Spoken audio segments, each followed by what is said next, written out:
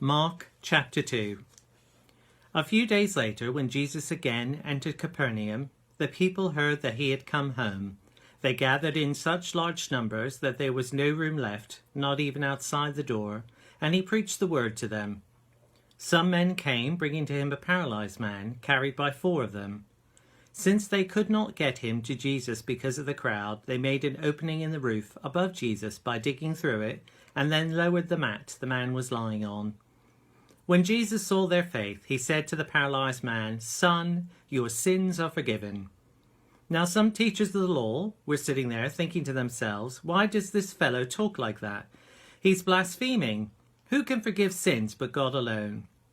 Immediately Jesus knew in his spirit that this was what they were thinking in their hearts, and he said to them, "Why are you thinking these things?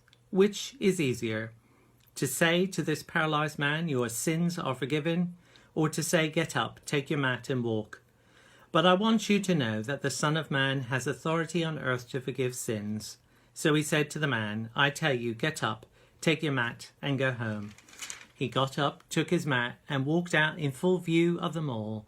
This amazed everyone, and they praised God, saying, "We have never seen anything like this." Once again Jesus went out beside the lake. A large crowd came to him, and he began to teach them. As he walked along, he saw Levi, son of Alphaeus, sitting at the tax collector's booth. "Follow me," Jesus told him, and Levi got up and followed him. While Jesus was having dinner at Levi's house, many tax collectors and sinners were eating with him and his disciples, for there were many who followed him. When the teachers of the law, who were Pharisees, saw him eating with the sinners and tax collectors, they asked his disciples, "Why does he eat with tax collectors and sinners?" On hearing this, Jesus said to them, "It is not the healthy who need a doctor, but those who are ill. I have not come to call the righteous, but sinners." Now John's disciples and the Pharisees were fasting.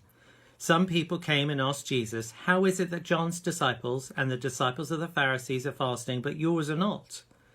Jesus answered, "How can the guests of the bridegroom fast while he is with them? They cannot, so long as they have him with them.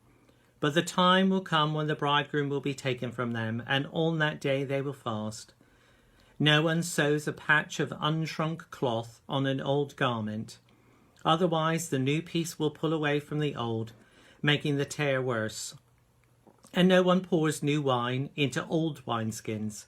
Otherwise the wine will burst the skins, and both the wine and the wineskins will be ruined. No, they pour new wine into new wineskins." One Sabbath, Jesus was going through the cornfields, and as his disciples walked along, they began to pick some ears of corn. The Pharisees said to him, "Look, why are they doing what is unlawful on the Sabbath?" He answered, "Have you never read what David did when he and his companions were hungry and in need? In the days of Abiathar the high priest, he entered the house of God and ate the consecrated bread, which is lawful only for priests to eat, and he also gave some to his companions. Then he said to them, 'The Sabbath was made for man, not man for the Sabbath. So the Son of Man is Lord, even of the Sabbath.' This is the word of the Lord. Thanks be to God."